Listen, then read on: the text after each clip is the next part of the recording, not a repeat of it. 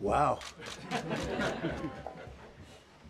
I've been up here a lot. I've never seen a crowd like this. I think we need a ballroom, and that's happening. It's going to be a beautiful ballroom. This is really a lot of people, most I've ever seen in this room. And we're here for a very serious purpose, very serious purpose. Something's out of control, but we're going to put it in control very quickly like we did on the southern border. I'm announcing a historic action to rescue our nation's capital from crime, bloodshed, bedlam, and squalor, and worse. This is Liberation Day in D.C., and we're going to take our capital back. We're taking it back. Under the authorities vested in me as the President of the United States, I'm officially invoking Section 740 of the District of Columbia Home Rule Act. You know what that is? And placing the D.C. Metropolitan Police Department under direct federal control, and you'll be meeting the people that will be directly involved with that.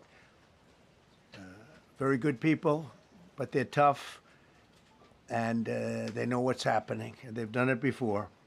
In addition, I'm deploying the National Guard to help reestablish law, order, and public safety in Washington, D.C., and they're going to be allowed to do their job properly. And you people are victims of it, too. You know, you're reporters, and I understand a lot of you tend to be on the liberal side, but you don't want to get mugged and raped and shot and killed. And you all know people and friends of yours that happened. And so you can be anything you want, but you want to have safety in the streets. You want to be able to leave your apartment or your house where you live and feel safe and go into a store to buy a newspaper or buy something.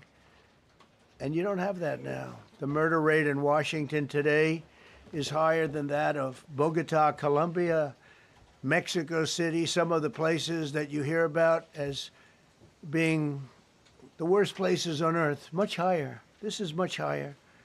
The number of car thefts has doubled over the past 5 years, and the number of carjackings has more than tripled.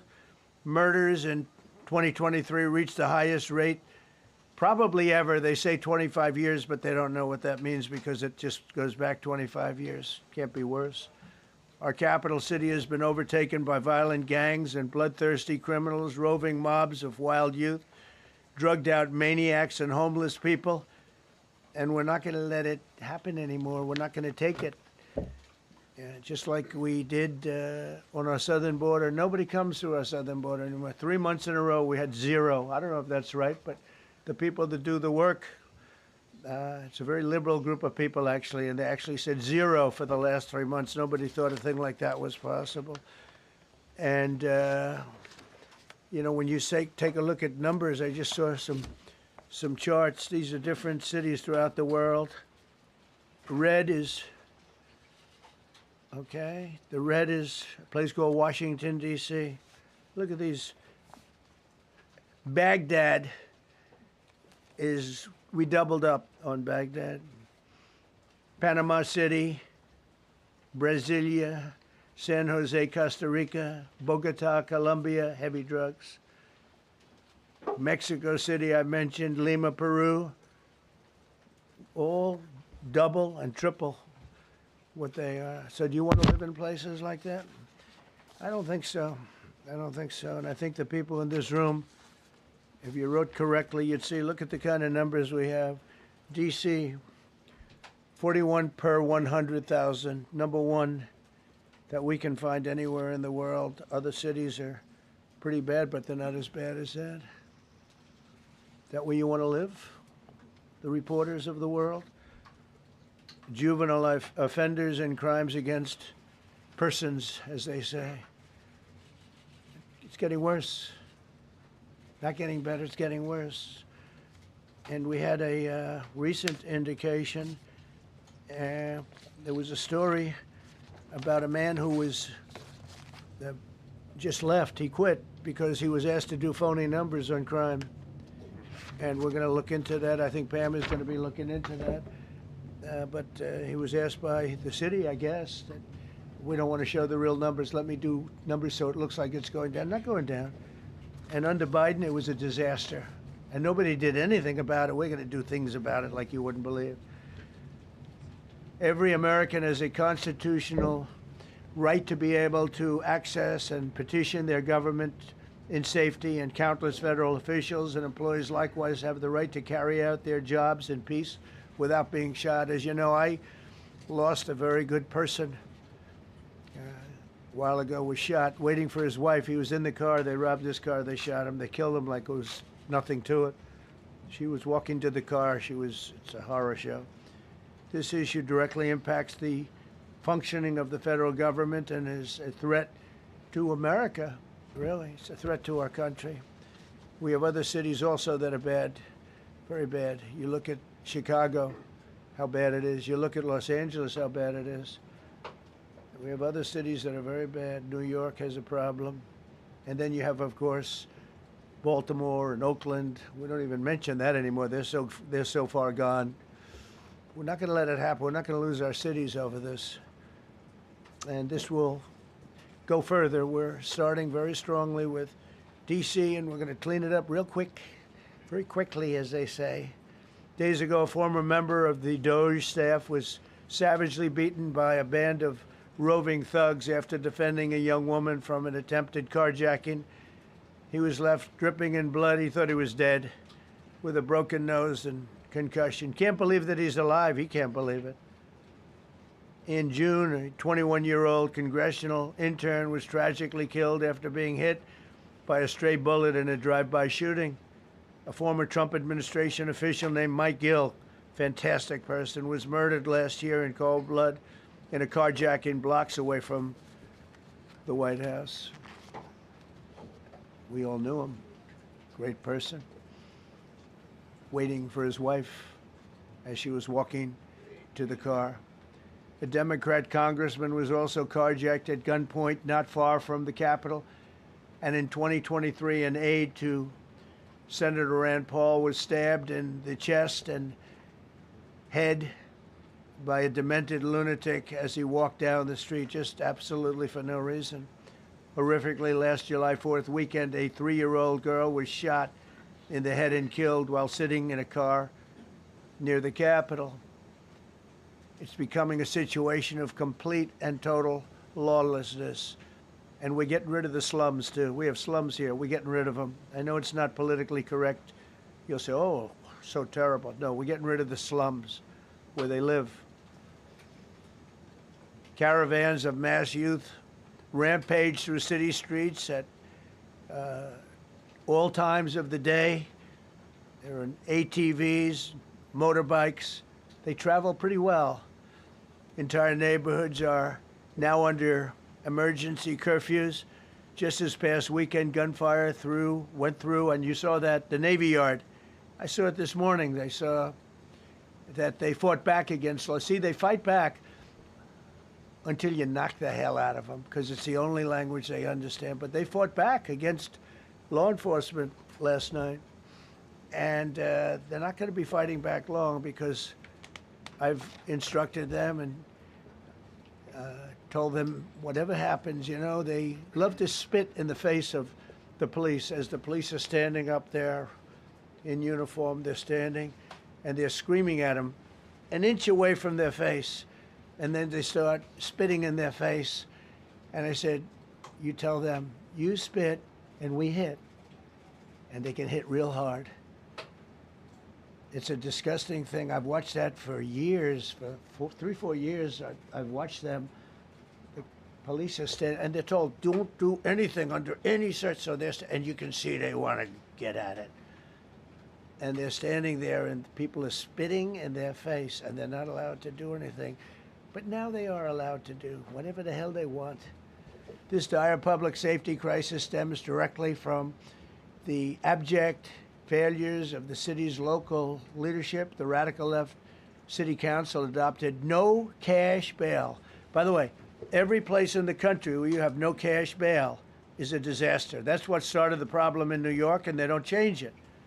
They don't want to change it. That's what started it in Chicago. I mean, bad politicians started it, bad leadership started it, but that was the one thing that's central, no cash bail. Somebody murders somebody and they're out on no cash bail before the day is out.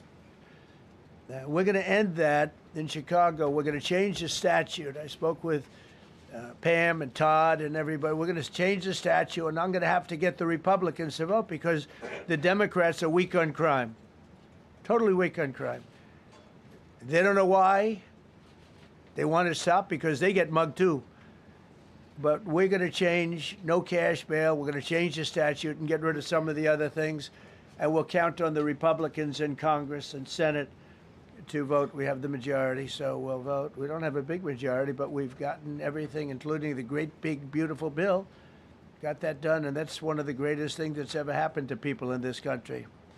They're starting to figure it out, how good it is. Biggest tax cut in history. So many things.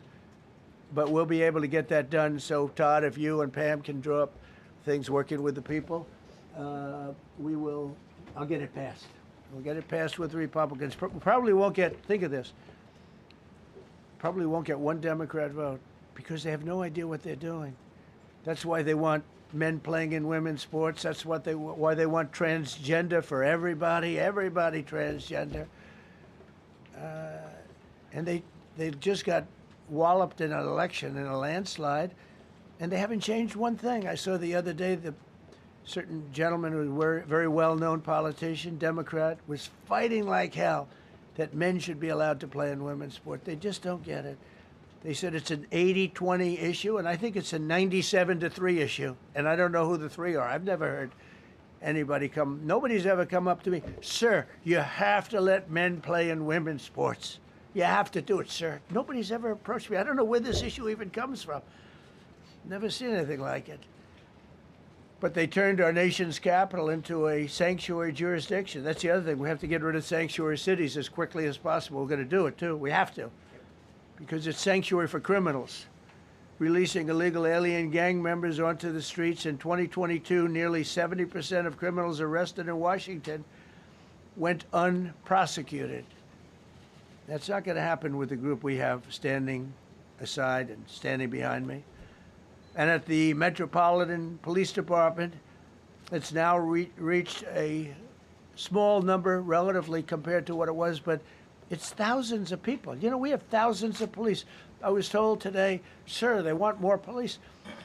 I heard a number, 3,500 police. That's a lot of police. 3,500. I thought they were going to say, we only have 30 policemen or women. They said, we have 3,500. We need more. You don't need more. That's so many. I never heard. That's like an army. How could you need more than 3,000? It just happened 2 minutes ago. Sir, they've requested more police. Oh, what do they have? About 3,500. I said, 3,500? This is not a big area. It's ridiculous. What you need is rules and regulations, and you need the right people to implement them. And we have the right people here, that I can tell you. Look at the border.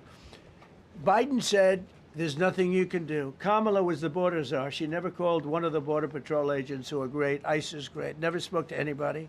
Never went there. But she was the border czar. And everybody said it was impossible to fix. I fixed it in 3 months. No, really. I fixed it the first week, but really fixed it over the last couple of months. And I mean, literally to a point where, as I said, 0 illegals entering our country in the last 90 days. Pretty amazing. It's time for dramatic action. We're going to do the same thing over here. It's going to be a very safe city very soon. We're not looking to take years, because a lot of people die in years. And we've got incredible people in this country, except we have to allow them to do their job.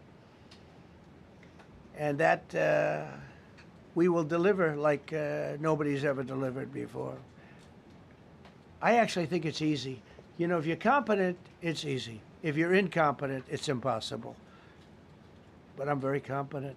Last week, my administration surged 500 federal agents into the district, including from the FBI, ATF, DEA, Park Police, the U.S. Marshal Service, the Secret Service, and the Department of Homeland Security. You know, a lot of nations, they don't have anything like that. They got some police, and they're rough police. They don't have DEA, ATF, FBI, Park Police, the U.S. Marshal Service, Secret Service, Department of Homeland Security. They got some police, but they're rough police, and they do their job. They don't have crime. We're not going to have crime either. They made dozens of arrests, and that's what starts to happen. Again, cashless bail. Watch what we do with that. Today, we're formally declaring a public safety emergency. This is an emergency. This is a tragic emergency. And it's embarrassing for me to be up here. You know, I'm going to see Putin. I'm going to Russia on Friday. I don't like being up here talking about how unsafe and how dirty and disgusting this once beautiful capital was, with graffiti all over the walls. It's another part of it, by the way, because we're talking about safety, but we're also talking about beautification. We have the most beautiful, potentially, capital in the world. We always had. But people come from Iowa, they come from Indiana, they come and then they get mugged. Not going to happen. Keep coming, because by the time you get your trip set, it's going to be safe again, and it's going to be clean very quickly. We're going to replace the medians that are falling down all over the roads. We're going to replace the potholes. We're going to put a nice new coat of asphalt over the top. No, we don't have to rip the road out and spend 7 years building a new road because they cut everything. Because some designers said, well, we need a 1/4 of an inch more turn for safety reasons. No, we're going to do it right. We're going to get it done quickly. So today we're declaring public safety emergency in the District of Columbia, and Attorney General Pam Bondi, who's fantastic, is taking command of the Metropolitan Police Department as of this moment. And I'll be making the appropriate notifications to Congress and to the mayor, our new DEA administrator, who's one of the top in the country.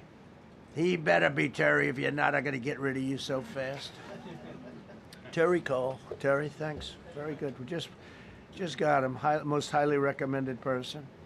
And you'll be designated as the interim federal commissioner of the Metropolitan Police Department. Okay? And you run them tough. They're good. You have a lot of good people. You have people that shouldn't be there. You also have people that shouldn't be there. They got in there because of woke.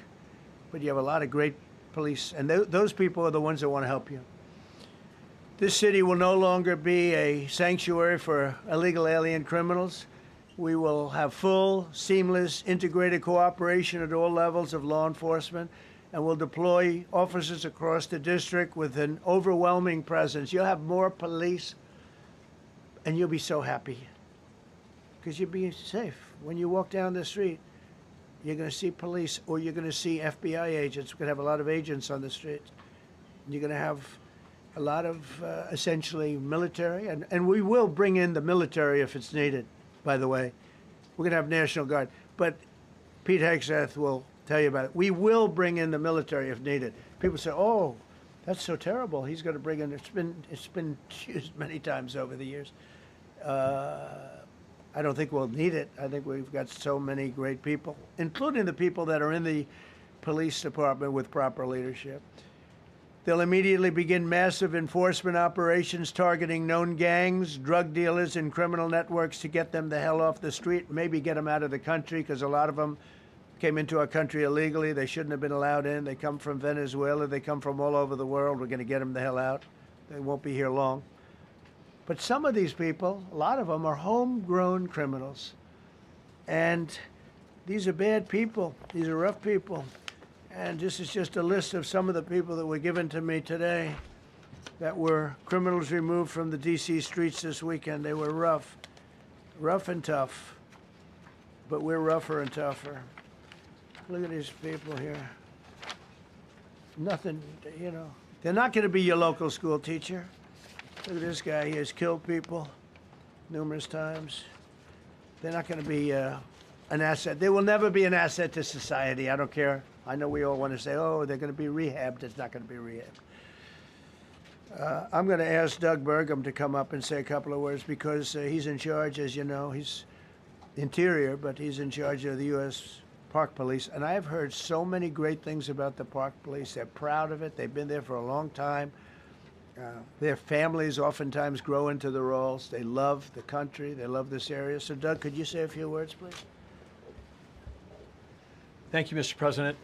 On behalf of the U.S. Park Police, this is the oldest federal police force in the nation. They were formed in 1791 by none other than President George Washington. They've got the awesome responsibility of protecting our nation's most sacred monuments. The National Mall, Washington Monument, Jefferson Memorial, Lincoln Memorial, Statue of Liberty, and out west, the Presidio and the Golden Gate area. These folks have tens of millions of visitors a year, the kind of people that President Trump's talking about that come from around the country and around the world to see our sacred and learn about our history and our sacred monuments. They've been doing a fantastic job, but they are so pleased, the rank and file, that President Trump is now allowing them to enforce the law.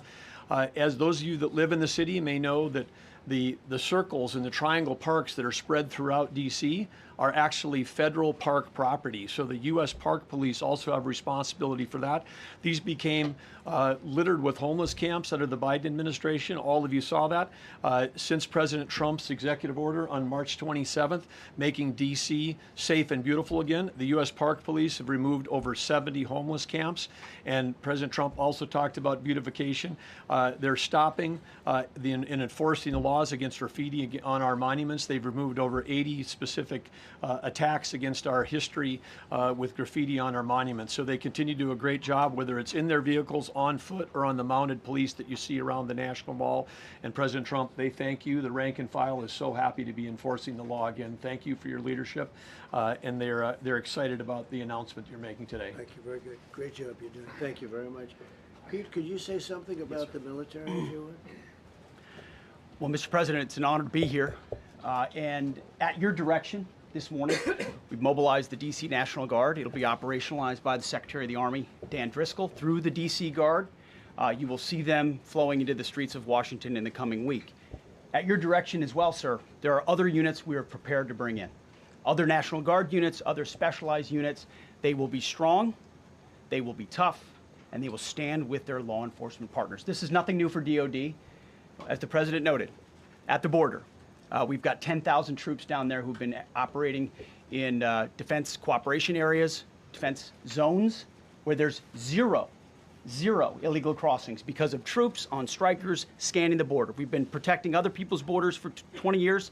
It's about time we protect our own, and we're working with ICE and CBP. In Los Angeles, we did the same thing, working with the California National Guard, working with ICE officers. ICE officers deserve to do their job and not be attacked. We will work alongside all D.C. police and federal law enforcement to ensure this city is safe, this city is beautiful. And as I always say about President Trump to the troops, he has their back. And my message to the National Guard and federal law enforcement in Washington is, we have your back as well. Be tough, be strong, we're right behind you. Thank you, Mr. President. I'm going to ask Pam, because she's now, as you heard me say, she's really in charge of a lot of what we're talking about. She's done an incredible job. People are going to start to see the fruits of her labor. And Pam, maybe you could say a few words about what we're talking about here. Sure, President. Let me be crystal clear. Crime in D.C. is ending, and ending today. We are going to use every power we have to fight criminals here. President, thank you for caring about our capital. Families come here every summer. Our museums are free. We have the National Zoo. We have the National Gallery. DC should be a place where everyone can come and feel safe. Behind me and to my side, we have some of the best career law enforcement and prosecutors in the country who are ready to take this on. As the President said, Terry Cole is going to be supervising the Metro Police Department. Gaddy Serralta, our U.S. Marshal, is going to be supervising command and control, the entire operation. Our Deputy Attorney General, Todd Blanche, and I will be working with them closely, along with our great FBI Director, Kash Patel. Kash is going to talk to you in a minute about what we did in Virginia recently with Governor Youngkin. Many of you covered that, and it was tremendously successful. Not only that, our secret weapon here in D.C. is U.S. Attorney Jeanine Pirro, one of the toughest prosecutors and a former judge, and she is going to be talking about juvenile crime, how it's out of control here, and what she's going to do to fight back. No more crime rampant in our beautiful capital. No more teenage girls beating a disabled man to death. No more of that. No more drive-bys. We're going to do everything we can. And working with the ATF Director Driscoll and Commander of the Army, we're going to all work together. That's what we all do in this room. We work together, we fight. Do not underestimate one person in this room. We're going to make DC beautiful. We're going to make DC safe again. One other thing, just at the wharf a few days ago, the area of the wharf, Terry Cole reached out to me, not even nightfall, on the weekend, where so many families in tourists go. A guy's overdosing from fentanyl on a park bench. In the middle of families around, they administer Narcan and saved his life. No more of that. The President of the United States is going to clean up DC, and we're going to be there to help him, and we're going to be successful. Thank you. Thank you, Pam. Cash, talk about Northern Virginia, if you would. Northern Virginia, we had a big success. Thank you, Mr. President. Thank you, Attorney General Bondi, for your leadership, Deputy Attorney General, and the rest of our interagency partners. Mr. President, the following is what happens when you let good cops be cops, and I just want to highlight that before I get into Northern Virginia. This year alone, under President Trump's administration, we've had over 4,000 child victims identified and found. That's a 33% increase from the same time period last year. 33% increase. We've had a seizure of 1,500 kilograms of fentanyl up to this date. That is a 25% increase since the same time period last year. And just to put it in perspective, 1,500 kilograms of fentanyl is enough to kill 115 million Americans. 115 million Americans. Cops are getting after it. The FBI has arrested 19,000 people this year alone. Thanks to President Trump's administrations, that's double than where we were this time last year. And we have also arrested 1,600 people who have committed violent acts against children. 270 of them are human traffickers of children. Mr. President, this is what happens when you have great leadership at the Attorney General with Pam Bondi, your administration's priority of protecting the homeland and protecting American citizens and protecting our children, and the murder rates are plummeting. We are now able to report that the murder rate is on track to be the lowest in U.S. history, in modern recorded U.S. history, thanks to this team behind me and President Trump's priorities. And how do we do it? And what are we going to bring to D.C.? What we did in Northern Virginia, thanks to Terry Cole and Governor Youngkin and the team, we stood up a task force out in my Northern Virginia field office, and we said, let's let good cops be cops, let's get them the intelligence and what they need, and let's get the red tape out of their way, and let's get DOJ partnered up with us to bring great prosecutions, and that's exactly what we did. In 1 month, we arrested 545 violent felons. 545 in the state of Virginia, thanks to Governor Youngkin's partnership. And that simplicity in law enforcement is what's coming to Washington, D.C. When you let good cops be cops, when you give them the intel they need, when you work with our Homeland Security Task Force, when you work with Terry and Gaddy and I go way back to Miami, these guys are great leaders of the respective departments and law enforcement capacities. And when you have the DOJ and President Trump driving behind this mission, we are going to clean up Washington, D.C., and we're going to do it the right way, the lawful way, and we're going to make sure Washington, D.C. is safe again. Thank you, Mr. President. Thank you, Attorney General. Thank you very much. Good job. Thank you, Cash. So the process begins right now. It actually started over the weekend, and we confronted a lot of very bad people. But it's going to be something that will be pretty amazing to you as you watch it. And I think most of you say it's a beautiful thing to do it right.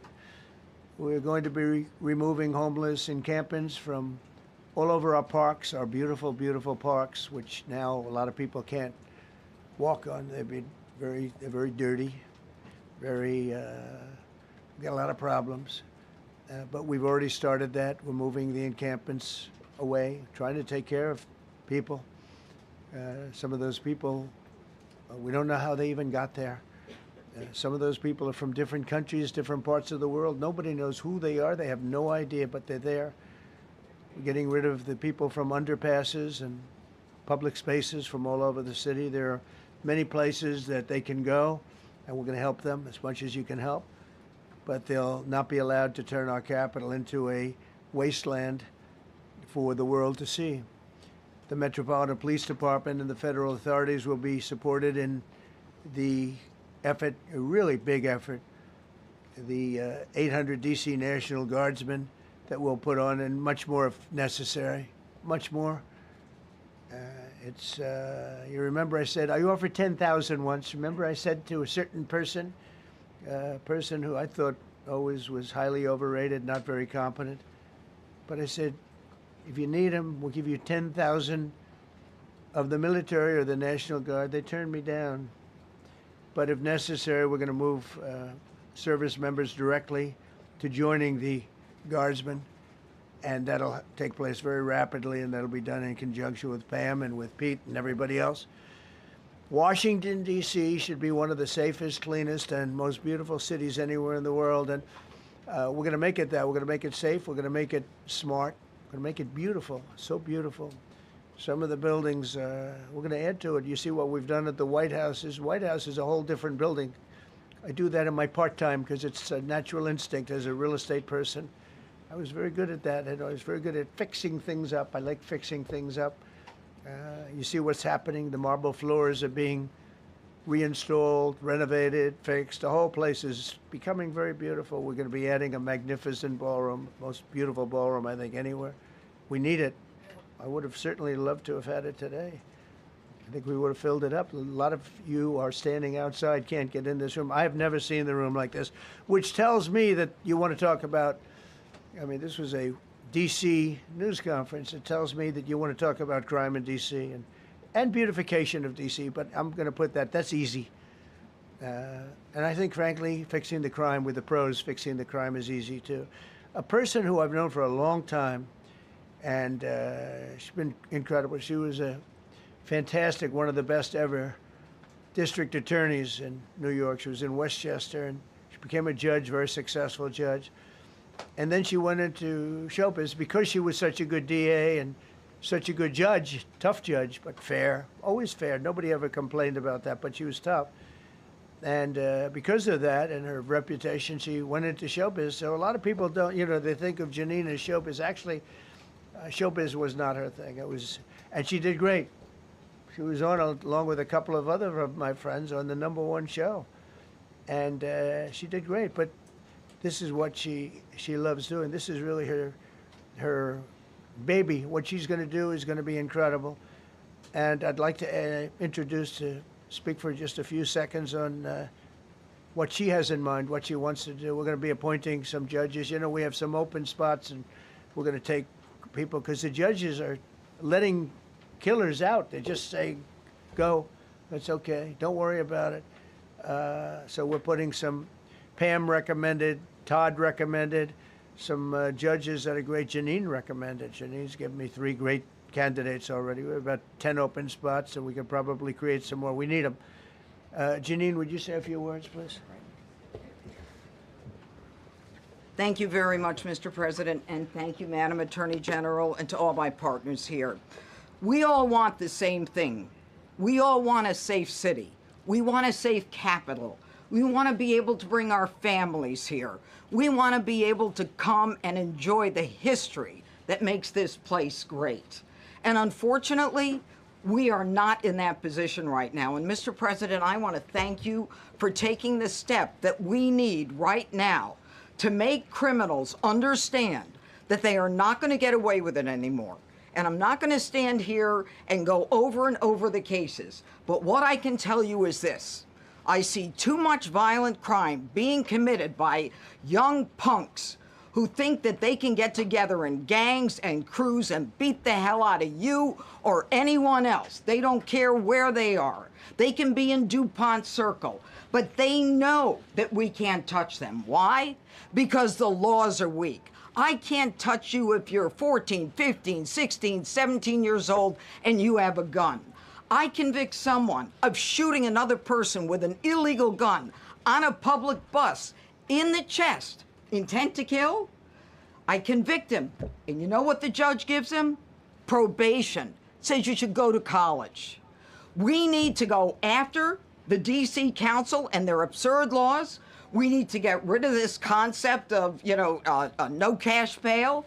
We need to recognize that the people who matter are the law-abiding citizens, and it starts today But it's not going to end today, because the president is going to do everything we need to do to make sure that these emboldened criminals understand we see you, we're watching you, and we're going to change the law to catch you. And my final note is this. These kids understand that the jurisdiction is through the state attorney general, Brian Schwab. I did a poster of the young man from Doge who was beaten bloody with a severe concussion, a broken nose. And then I did a poster of what happens to those kids, because I can't arrest them, I can't prosecute them. They go to family court and they get to do yoga and arts and crafts. Enough. It changes today. Thank you, Mr. President. Thank you, Jim. You're welcome. Great job. Thank you. If I could, I just signed some executive orders. I'd like to have Will please come up, and we'll let the people know what we signed. Do you want to put them down? Yes, sir. Go ahead. A short while ago in the Oval Office, President Trump signed 2 crucial executive actions to deal with the emergency crime conditions we currently face in the District of Columbia. The first of these was an executive order, as President Trump said before, invoking his powers under Section 40 of the Home Rule Act to take federal control of the D.C. Metropolitan Police Department. Along with that executive order, President Trump signed the statutorily required notification letters to Mayor Bowser and to the relevant House and Senate committee leaders. The second major executive action that President Trump signed was a presidential memorandum directing the Secretary of Defense to utilize the National Guard to address the conditions we see on our streets here in D.C. It also authorized the Secretary of Defense to work with state governors to utilize their National Guard units if necessary as well. These are bold, decisive steps intended to combat the out-of-control crime conditions we've seen on D.C.'s streets for far too long, and I, for one, am deeply proud to be part of an administration that's finally coming to terms with these issues, sir. Thank you very much. Sir. Thank you. So, just to conclude, Washington, D.C. should be one of the safest, cleanest, most beautiful places anywhere in the world. It was years ago. We had one problem that was a pretty big problem. The radical left got out of control and they started trying to rip down statues. And I said, let's go pass a law real fast. We're going to do it real fast, but we were blocked by the Democrats who do not want safety. Nobody gets it. I don't get it. They don't get it because they can't get votes. I don't know how they can win an election with this, but they don't want safety. And I found an old statute, very old, early 1900s, that said if you so much as touch or even think about destroying a statue or a monument in Washington, D.C., you go to jail for 10 years with no probation, no anything. In other words, slightly different than we have today. Today we have cashless bail. There you get jailed 10 years. No curtailed sentence, 10 years. And we took it out. Nobody used it. It was never used because, you know, it's harsh. And you remember they started to rip down the statue of Abraham Lincoln. I said, that's a tough one to rip down. He was pretty good, Pam. I think he was pretty good. When the ropes started going around Abraham Lincoln to pull him down, Andrew Jackson, others, and they were heading to the Jefferson Memorial, Thomas Jefferson. They're going to do a big number there. I said, it's time. And I signed that statute immediately. We had it updated. We made it use the same language, all passed by Congress. And I announced it's 10 years in jail, no probation, no anything, 10 years, no curtail sentence if you touch, so much as touch a statue in Washington, D.C. And it was an amazing sight, beautiful sight. Everybody just left. The ropes were hanging around Andrew Jackson, and there were 2 ropes around Abraham Lincoln. They left the rope, but everybody just left. And that was the last problem we ever had. You know, that was the last problem that we ever had with the statues. They were going wild, and somebody came to me and said, sir, in 1910, I don't want to give you an exact because you'll say, Donald Trump gave us wrong dates around like early on. You know, if I'm slightly off, they make you sound a little bad. So I won't put myself in that position. I won't put you in that position, because I think everybody agrees with what we're doing today. But when I signed that thing, it was like a miracle. Everybody left. They were gone. They were starting to march down. They started the march toward Thomas Jefferson, and I figured he was always going to be safe. But they found something with him, and they found something with Abraham Lincoln, and even in the name George Washington in California, numerous places changed the name of George Washington High School and various other places. They took George Washington's name. This was a sick, woke culture that I think we've largely ended. And a lot of those people that were woke are now turning out to be the opposite. I won't go so far as to say MAGA. It's a very special category. But they've gotten out of that. But we have people that love this country, and they love this really beautiful capital. It is. I flew over it the other day, and I said, what a beautiful place. But if there's crime all over the streets, when you get there, it doesn't look so beautiful. But we're going to make it beautiful again. We're going to fix it with crime, and we're going to also, as we're doing that, we're going to start doing things that we know how to do, that I know how to do better than anybody, I guess, because of my experience from previous life. But not only are we stopping the crime, we're going to clean up the trash and the graffiti and the grime and the dirt and the broken marble panels and all of the things they've done to hurt this city. And we're going to restore the city back to the gleaming capital that everybody wants it to be. It's going to be something very special. All of these people are really tough. Could I shake your hand, Gaddy, please? You're going to be so important here. You're going to be that guy. I hope I don't have to fire him in 2 weeks because he's too soft. I don't think he's too soft. If I do, I will, though. Is it okay if you're soft, weak, and pathetic, like so many people? I will fire you so fast. You're not going to have to worry about that. No, I think you're going to do a fantastic job. And everybody in this room, they may not express it, but they all want that to happen. You know, they want to be safe, and they have families too. So it's an honor to have such a large group. I've done this for years now, hard to believe. I've never seen this room so packed. In fact, I'm sure it's a violation of every fire code. But we'll let you stay anyway. You're taking a chance. And with that, we'll say, maybe if you could, oh, wow. We could be here all day long. If we could keep the first questions, perhaps, to this subject, and then we'll go on to a few others. Please. Mr. President, thank you so much. Can you talk about how personal of an issue this is? We talked about flying over the Washington Monument and seeing the pride of what D.C. is, and do you believe that the status of the city, the cleanliness, the way that crime is low, is a direct reflection on how the country is run? Yeah, I do. I think the Capitol, look, everyone comes here. They're all coming. All the leaders, they're all wanting to come. And I say it, I've said it again, but I'm really just quoting other leaders from NATO, from the Middle East, King of Saudi Arabia, Qatar, UAE. I was over there. We brought back $5.1 trillion of investment into our country. But a month and a half ago, I was at NATO. We had a great thing. They agreed to put up 5% instead of 2%. 2% they didn't pay, 5% is already paid. We had a great meeting, and they all said the same thing. They said our country was dead. They thought our country was gone. 1 year ago, they said your country was dead. And now you have the hottest country anywhere in the world. We do. We have the hottest country in the world right now.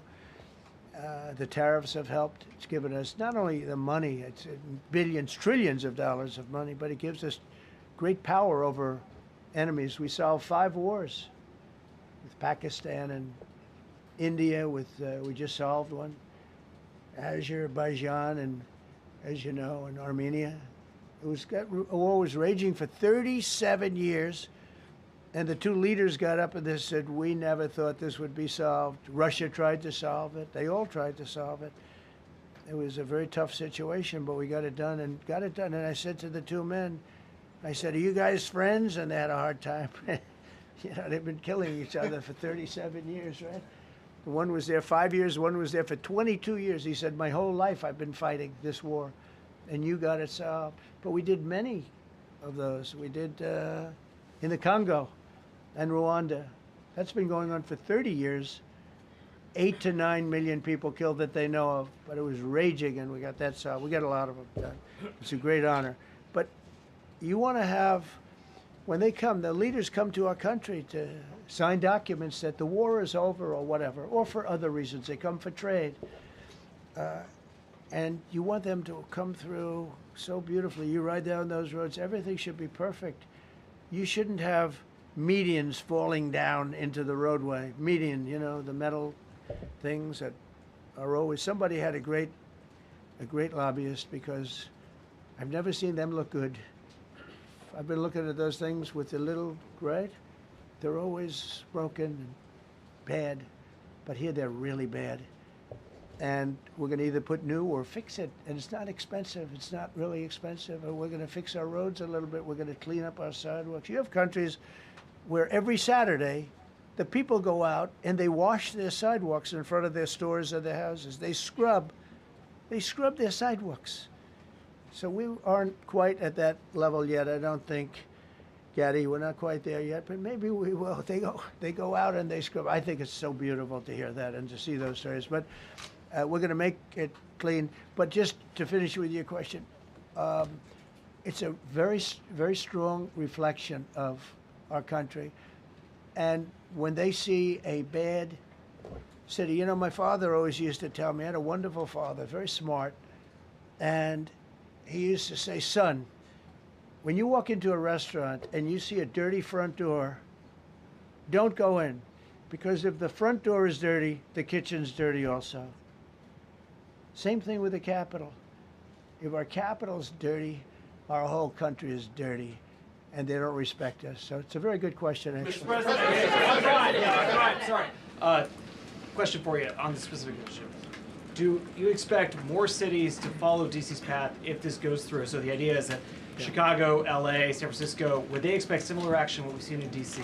And the other question, sir, there's reporting that the administration is going to reclassify marijuana. Would that send mixed messages that if marijuana is okay, some drugs are okay, but we're trying to clean up crime? How do they go hand in hand? We're only looking at that. That's early, but you know, somebody reported it, which is fine. We're looking at it. Some people like it, some people hate it. Some people hate the whole concept of marijuana, because if it does bad for the children, it does bad for people that are older than children. But we're looking at reclassification, and we'll make a determination over the next, I would say, over the next few weeks. And that determination hopefully will be the right one. It's a very complicated subject, the subject of marijuana. I've heard great things having to do with medical, and I've had bad things having to do with just about everything else. But medical and, for pain and various things, I've heard some pretty good things, but for other things, I've heard some pretty bad things.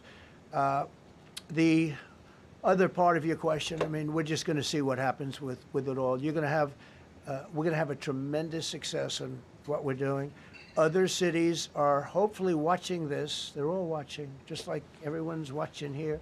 They're all watching, and maybe they'll clean up, and maybe they'll do this and get rid of the cashless bail thing and all of the things that caused the problem. I mean, if you go back, this whole thing with cashless bail is a disaster. So many problems came that we never had before. So they're watching us today, and if they don't learn their lesson, if they haven't studied us properly, because we're going to be very successful. I have zero doubt about that. It's going to be. It's a question of will it be really fast, like the border.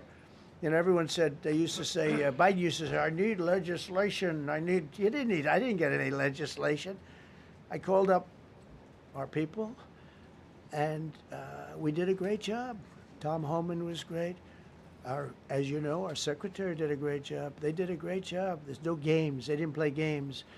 And we're going to have the same thing here. But then I'm going to look at New York in a little while. Let's do this. Let's do this together. Let's see. It's going to go pretty quickly.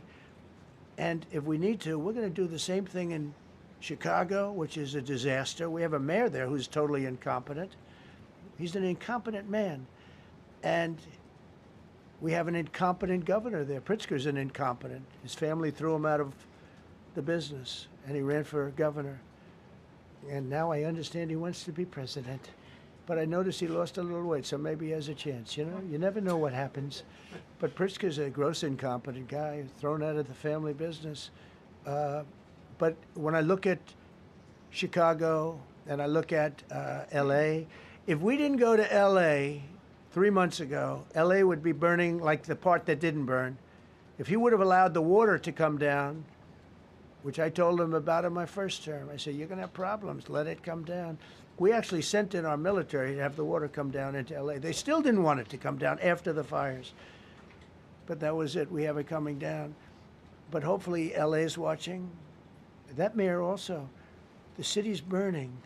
They lost like 25,000 homes. I went there the day after the fire. You were there.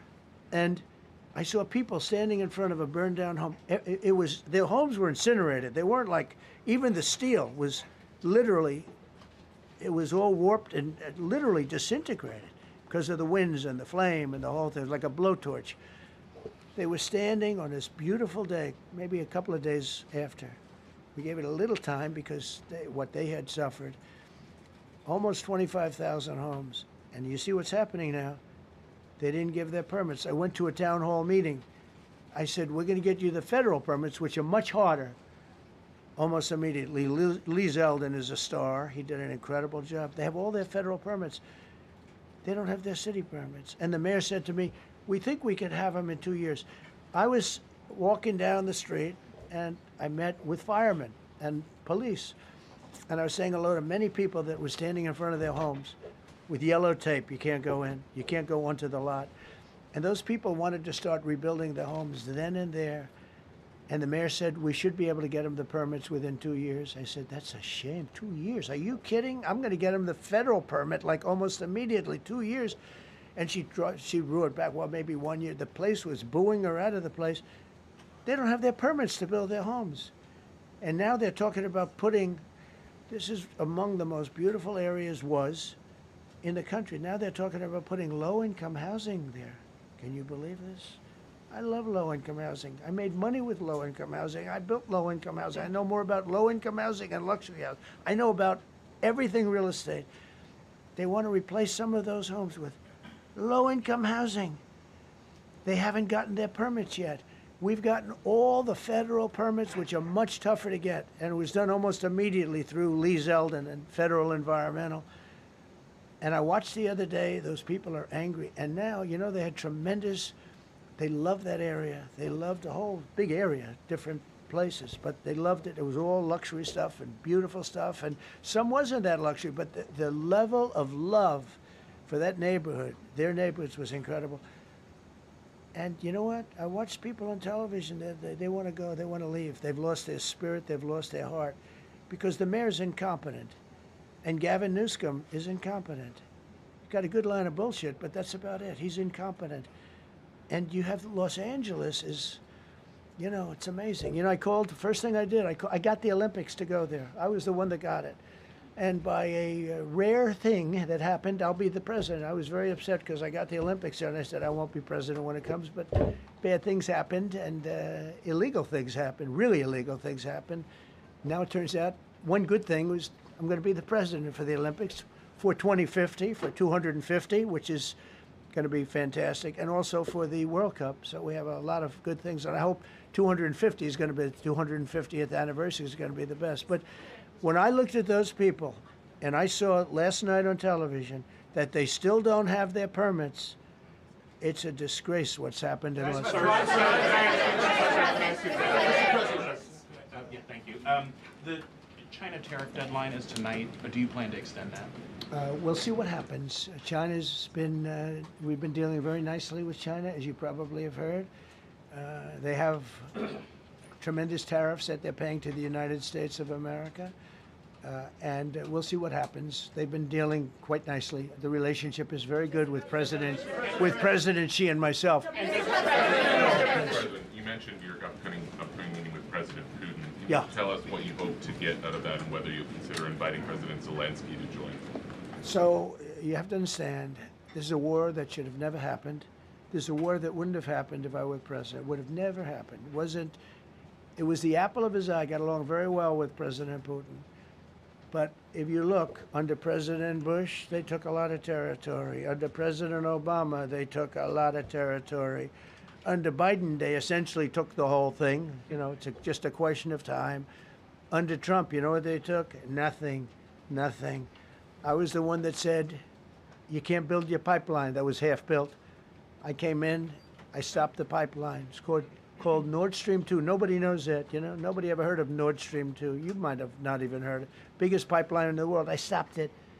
I was not a friend of Russia, but I got along well with Putin. It's always good to get along with other countries if possible, but that doesn't mean you roll over like Biden did. Biden came in and he immediately approved the pipeline. I couldn't believe it. Then they say Trump wasn't tough on Russia. I wasn't tough. I was the toughest.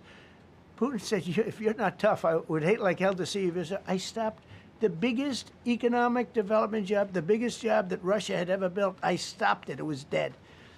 And this low IQ president came in and he let them build a pipeline and supply oil and gas all over Europe, you know. So this is really a feel-out meeting a little bit. And President Putin invited me to get involved. He wants to get involved. I believe he wants to get it over with. Now, I've said that a few times, and I've been disappointed because I'd have like a great call with him, and then missiles would be lobbed into Kiev or some other place, and you'd have 60 people laying on a road dying. I said, that's cold, that's cold. But it's a violent war. 5,000 to 7,000 people a week are dying. And you know, there's nobody from here. They're all Russian and Ukrainian people, and some people from the cities, much smaller number, but still, those missiles do damage and they kill a lot of people, but mostly soldiers. And they're young soldiers, although in the case of Ukraine, they're getting much older. They're drafting 60-year-olds now. It's a terrible thing to witness, and I think I have an obligation. Look, this is Joe Biden's war. This is not my war. I made a deal with NATO a month ago. You covered it very accurately, actually. We don't pay anything anymore. You know, we're not paying anything. They are buying things from us, and NATO is paying us. I got it raised from 2% of GDP to 5%. And they're paying us for everything that we send. We're not paying. But Biden approved $350 billion. Europe has spent $100 billion. The money that's been spent and the death is incredible. It's the worst thing that's happened, by far the worst that's happened since World War II. So I'm going in to speak to Vladimir Putin, and I'm going to be telling him, you got to end this war. You got to end it. And he wasn't going to mess with me. This war would have never happened. You know, we had a discussion about it one time, and we never had that discussion again. Would have never happened. And when the election was rigged, and then Biden took office, which was barely took office, the auto pen took office, bad things started happening. Bad things, stupid things were said. And it ended up in a war. And you know, and I don't believe this will happen anymore because I have that pretty well covered. This could end up in a third world war. This could have been a third world war. I don't think that's going to happen now. But I thought it was very respectful that the president of Russia is coming to our country as opposed to us going to his country or even a third-party place. But I think we'll have constructive conversations. Then after that meeting, immediately, maybe as I'm flying out, maybe as I'm leaving the room, I'll be calling the European leaders who I get along with very well. And, you know, I have a great relationship, I think, with all of them. And I get along with Zelensky, but, you know, I disagree with what he's done. Very, very severely disagree. This is a war that should have never happened, wouldn't have happened. But I'll be speaking to Zelensky. The next meeting will be with Zelensky and Putin, or Zelensky and Putin and me. I'll be there if they need, but I want to have a meeting set up between the two leaders. I was a little bothered by the fact that Zelensky was saying, well, I have to get constitutional approval. I mean, he's got approval to go into war and kill everybody, but he needs approval to do a land swap because there'll be some land swapping going on. I know that through Russia and through conversations with everybody to the good, for the good of Ukraine. Good stuff, not bad stuff. Also, some bad stuff for both. So there's good and there's bad. But it's very complex because you have lines that are very uneven, and there'll be some swapping, there'll be some changes in land, and the word that they will use is, they make changes. We're going to change the lines, the battle lines. Russia's occupied a big portion of Ukraine. They've occupied some very prime territory. We're going to try and get some of that territory back for Ukraine. But they've taken some very prime territory. They've taken largely ocean, in real estate we call it oceanfront property. That's always the most valuable property. If you're in a lake, a river, or an ocean, it's always the best property. Well, Ukraine, a lot of people don't know that Ukraine was largely 1,000 miles of ocean. That's gone. Other than one small area, Odessa, it's a small area. There's just a little bit of water left. So I'm going to go and see the parameters. Now, I may leave and say, good luck, and that'll be the end. I may say this is not going to be settled. I mean, there are those that believe that Putin wanted all of Ukraine. I happen to be one of them, by the way. I think if it weren't for me, he would not be even talking to anybody else right now. But I'm going to meet with him. We're going to see what the parameters are. I'm then going to call up President Zelensky and the European leaders right after the meeting, yeah. And I'm going to tell them what kind of a deal. I'm not going to make a deal. It's not up to me to make a deal. I think a deal should be made for both. I think Russia has to get back into building their country. It's a massive country. I think they have 11 time zones, if you can believe it. It's a massive, it's by far, from the standpoint of land, it's by far the largest. They have tremendous potential in Russia to do well. They're not doing well. Their economy is not doing well right now because it's been very well disturbed by this. It doesn't help when the President of the United States tells their largest or second largest oil buyer that we're putting a 50% tariff on you if you buy oil from Russia. That was a big blow. And then they say, gee, he wasn't so tough. Nobody else would have done that. And I haven't stopped there. I mean, look, I was all set to do things far bigger than that, but I got a call that they'd like to meet, and I'm going to see what they want to meet about. I'd like to see a ceasefire. I'd like to see the best deal that could be made for both parties. It takes two to tango, right? So ultimately, I'll have a meeting next week. I had a great relationship with him, considering the fact that I was not nice to him because of the pipeline. I ended the pipeline. I also gave the javelins. Do you ever hear of a javelin? Javelin is called a tank buster. They say that Obama gave them sheets and I gave them javelins. If it weren't for me, all those tanks that were destroyed at the first days of the war because the tanks got stuck in the mud, some commander made a better. They would have been in Kiev in 4 hours going down the highway.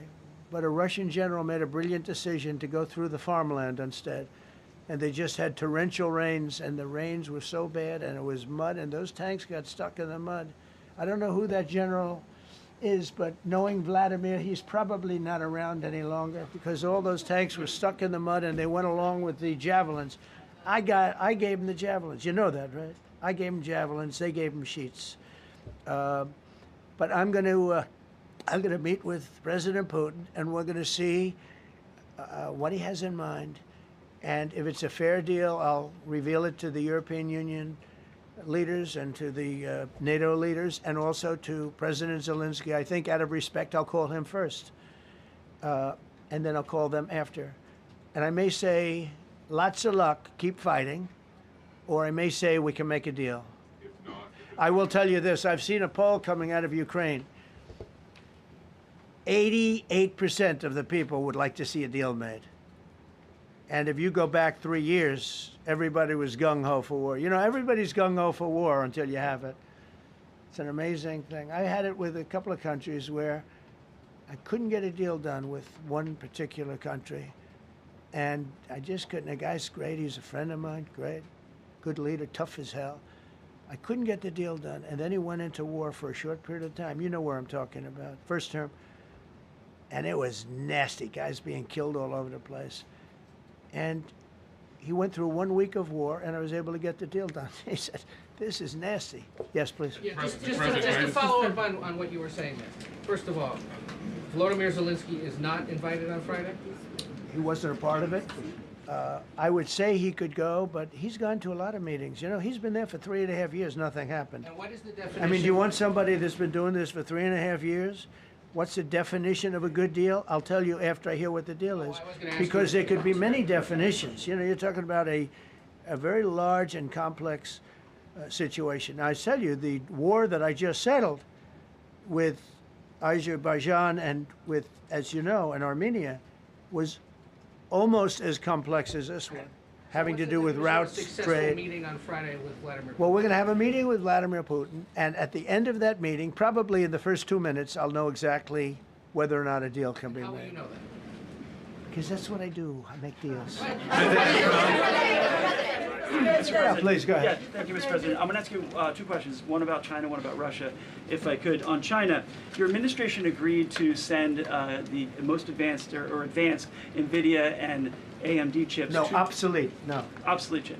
Well, and then 15% of the You profits mean the come back. 20s? No. This is an old chip that China already has. And I deal with Jensen, who's a great guy, and NVIDIA. The chip that we're talking about, the H20, it's an old chip. China already has it in a different form, different name, but they have it. Or they have a combination of two will make up for it and even then some.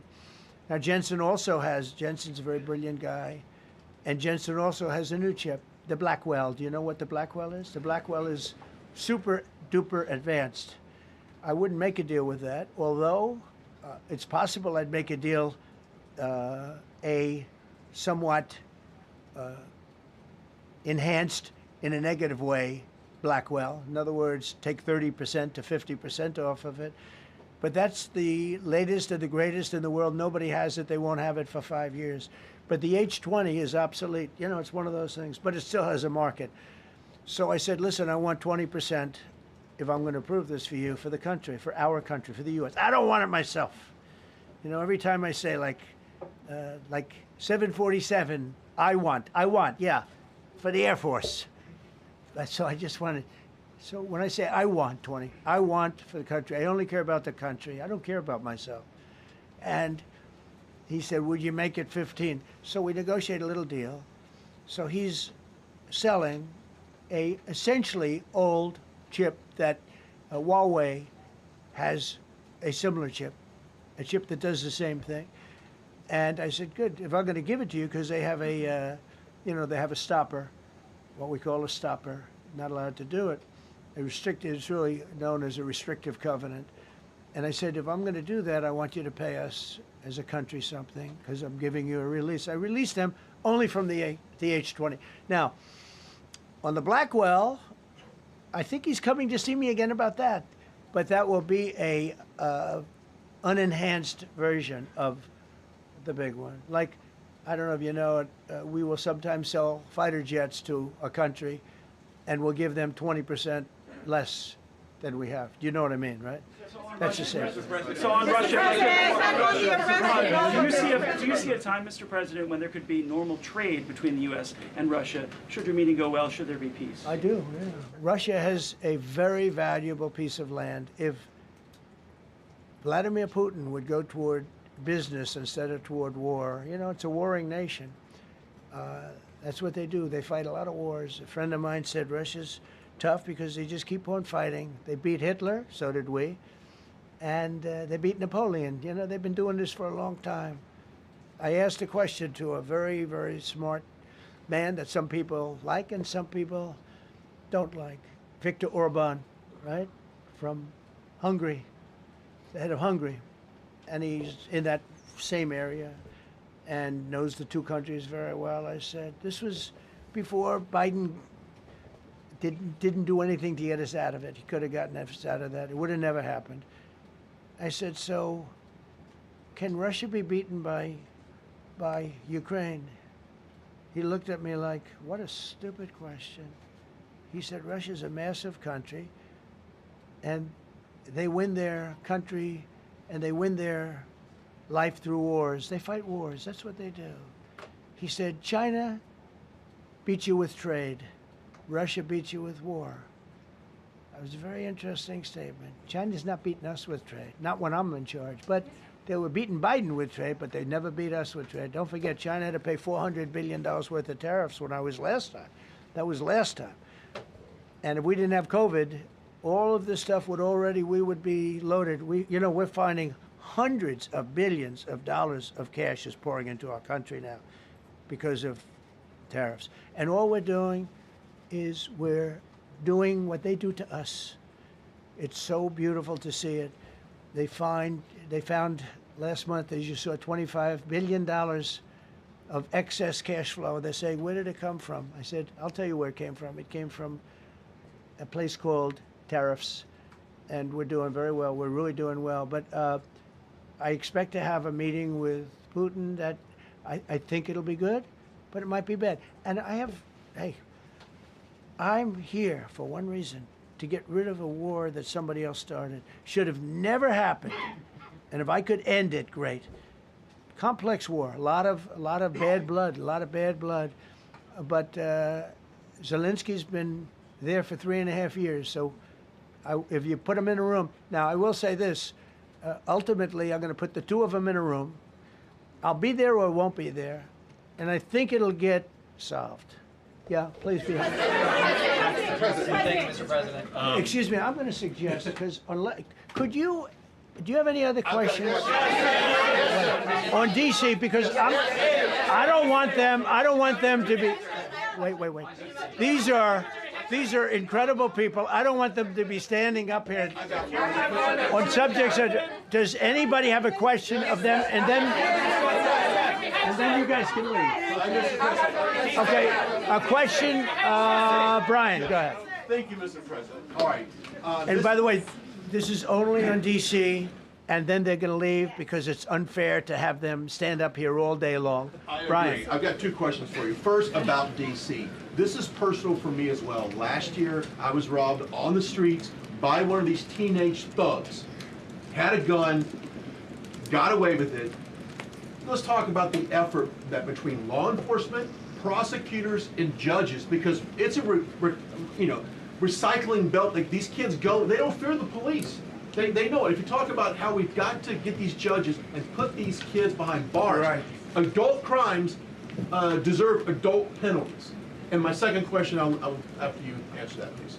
You want me to answer? Oh, whoever wants to take it. Okay, it's real. Do you want me to answer it? Go ahead. Here's the problem.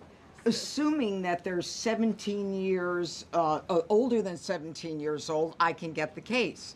If they're under 18 years of age, I can only get the case if it's murder, rob one, rape, or even if they shoot a gun but don't kill you, I can't get it. So the law has to be changed. As the president said, cashless bail. That has to be changed. All right, then, even assuming I get the case, I get jurisdiction, I get a conviction, the D.C. Council has given the judges the ability to give probation on shootings. And so then it's up to them.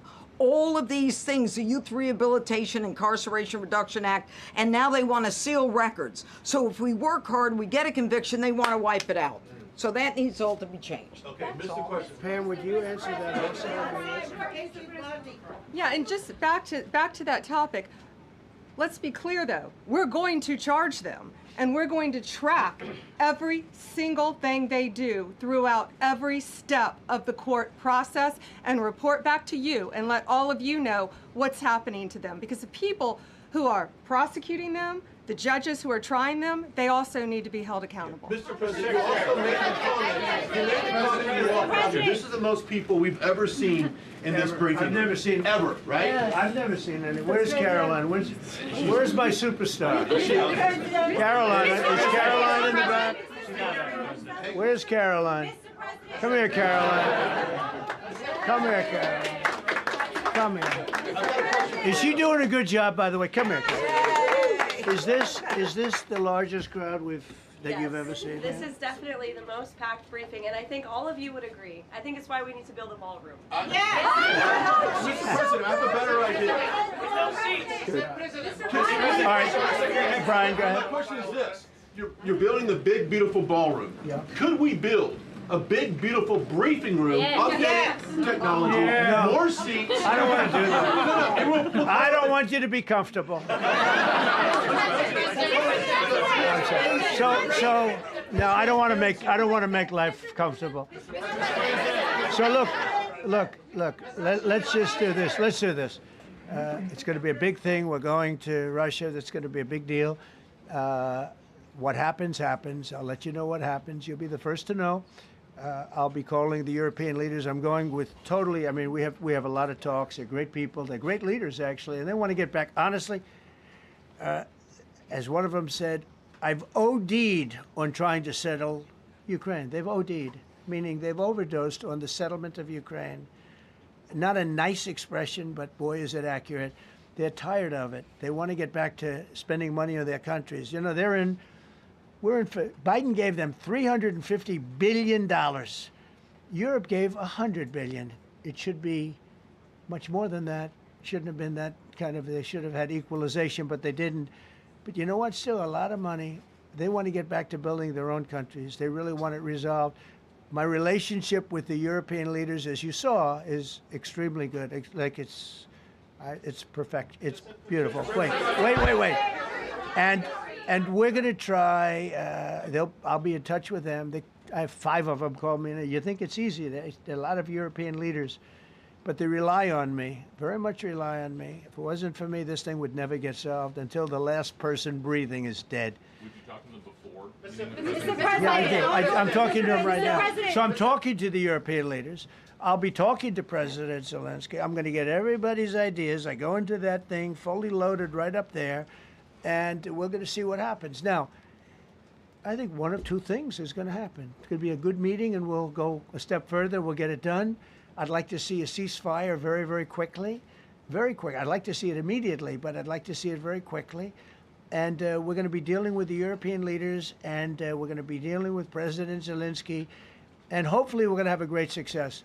As far as this, what we did today, and I think you were here for D.C. more so than even Russia, because Russia will be, you know, we have a couple of days to go, but the Russia is going to be very interesting. But to me, what is very exciting, and we're going to take back our capital. We're going to make it beautiful again, but we're going to make it, more importantly, safe again. It's going to be so safe. It's going to be a model.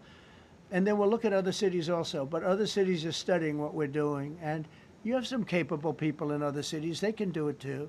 But we have a great group of professionals. We're going to have a safe, beautiful capital, and it's going to happen very quickly. Thank you all. Thank you all very much. Will the Justice Department appeal the Epstein decision today, Mr. President? How long will the takeover of DC police last? We'll see you guys tomorrow. We'll have another briefing. We'll see the National Guard on their streets. All of them. Will we get more prisons out of this, sir?